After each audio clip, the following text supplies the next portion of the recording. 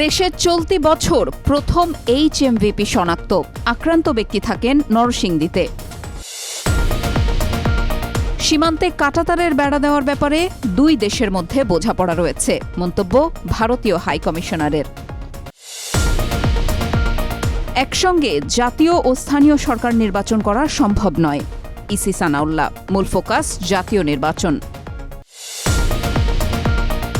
অন্তর্বর্তী সরকারের প্রতি নরওয়ের শক্তিশালী সমর্থন, বাংলাদেশে বিনিয়োগ বাড়ানোর আহ্বান প্রধান উপদেষ্টার। লস অ্যাঞ্জেলসে দাবানলে প্রাণহানি বেড়ে 16, বিপজ্জনক ধোঁয়ায় ঘরে থাকার পরামর্শ। স্বাগতম টিবিএস নিউজ অব দ্য ডেতে। এতক্ষণ শুনছিলেন শিরোনাম, এবারে বিস্তারিত। চলতি বছর প্রথমবারের মতো এক ব্যক্তির শরীরে হিউম্যান মেটানিমোভাইরাস বা HMVP শনাক্ত হয়েছে। তিনি রাজধানীর একটি হাসপাতালে চিকিৎসাধীন। স্বাস্থ্য অধিদপ্তর তার শারীরিক পরিস্থিতি পর্যবেক্ষণ করছে। স্বাস্থ্য অধিদপ্তরের রোগ নিয়ন্ত্রণ শাখার পরিচালক অধ্যাপক হালিমুর রশিদ 12 জানুয়ারি বিকেলে বলেন, আক্রান্ত ওই ব্যক্তির বাড়ি নরসিংদী। 9 জানুয়ারি তার শরীরে HMVP শনাক্ত হয়। ওই ব্যক্তি কিশোরগঞ্জের বাসিন্দা হলেও থাকেন নরসিংদীতে। সেখানেই ভাইরাসে আক্রান্ত হন তিনি। সরকারের রোগতত্ত্ব, রোগ নিয়ন্ত্রণ ও গবেষণা প্রতিষ্ঠান জানিয়েছে, গত বছর HMVP আক্রান্ত 2 জন শনাক্ত হয়েছিলেন। ভাইরাসটি দেশে 2017 সালেই প্রথম শনাক্ত হয়। সেই থেকেই ভাইরাসটি দেশেই ছিল এবং আছে। HMVP আক্রান্ত হলে জ্বর, সর্দি, কাশি হয়, নাক বন্ধ হয়ে যায়, শরীরে ব্যথা হয়। এটি অন্য জ্বরের মতোই, তবে শিশু, বয়স্ক এবং বয়স্ক যেসব ব্যক্তি ক্যান্সার বা দীর্ঘস্থায়ী কোনো রোগে ভুগছেন তাদের ক্ষেত্রে কিছুটা ঝুঁকি আছে। এই ঝুঁকি নিউমোনিয়ায় আক্রান্ত হওয়ার। সীমান্তে কাঁটাতারের বেড়া দেওয়ার ব্যাপারে দুই দেশের মধ্যে বোঝাপড়া রয়েছে বলে মন্তব্য করেছেন ঢাকায় নিযুক্ত ভারতীয় হাইকমিশনার প্রণয় বার্মা। তিনি বলেন, দুই দেশের সীমান্তরক্ষী বাহিনী, ভারতের BSF এবং বাংলাদেশের বিজিবির সহযোগিতার মাধ্যমে সীমান্তে অপরাধ দমনের বিষয়ে কাজ করবে। 12 জানুয়ারি বিকেলে পররাষ্ট্র সচিব মোহাম্মদ জসিম উদ্দিনের সঙ্গে আলোচনার পর প্রণয় বার্মা সাংবাদিকদের কাছে এই মন্তব্য করেন। দুই দেশের সীমান্তে চলমান উত্তেজনাকর পরিস্থিতির মধ্যেই পররাষ্ট্র মন্ত্রণালয়ে অনুষ্ঠিত এই সাক্ষাৎ প্রায় 45 মিনিট চলে।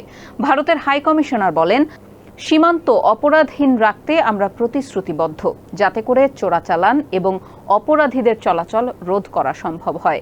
বাংলাদেশ ও ভারতের মধ্যকার দ্বিপক্ষীয় সীমান্ত অপরাধহীন রাখতে সহযোগিতামূলক ব্যবস্থায় জোর দিচ্ছে ভারত। সেক্ষেত্রে সীমান্তে কাঁটাতারের বেড়া নির্মাণে সমঝোতা চুক্তি অনুযায়ী সহযোগিতা চেয়েছে দেশটি।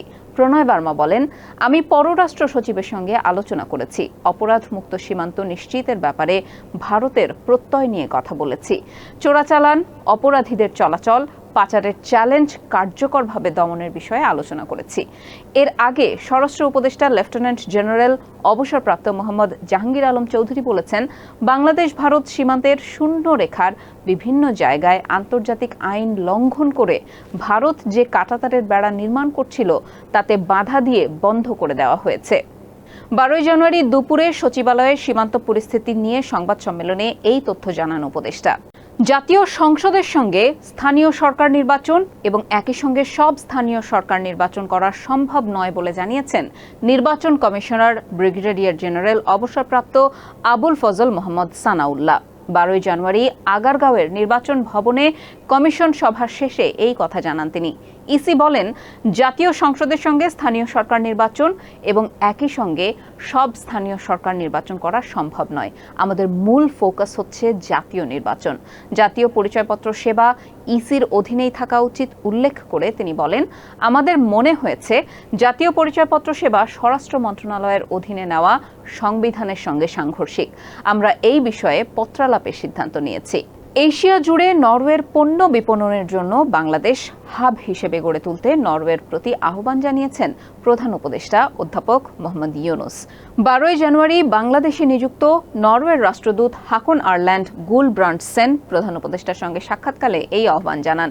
পাশাপাশি বাংলাদেশে আরও বেশি বিনিয়োগের আহ্বান জানিয়েছেন তিনি। প্রধান উপদেষ্টার প্রেস উইং থেকে পাঠানো সংবাদ বিজ্ঞপ্তিতে বলা হয়েছে, বাংলাদেশের তরুণ জনশক্তিকে কাজে লাগিয়ে এখানে আরও বেশি বিনিয়োগ করার কথা জানিয়ে প্রধান উপদেষ্টা বলেছেন, নরওয়ে থেকে লোক আনতে হবে না, আমাদের তরুণ জনশক্তিকে কাজে লাগিয়ে আপনারা এশিয়ায় নরওয়েজীয় পণ্য বিপণনের জন্য বাংলাদেশকে হাব হিসেবে ব্যবহার করুন।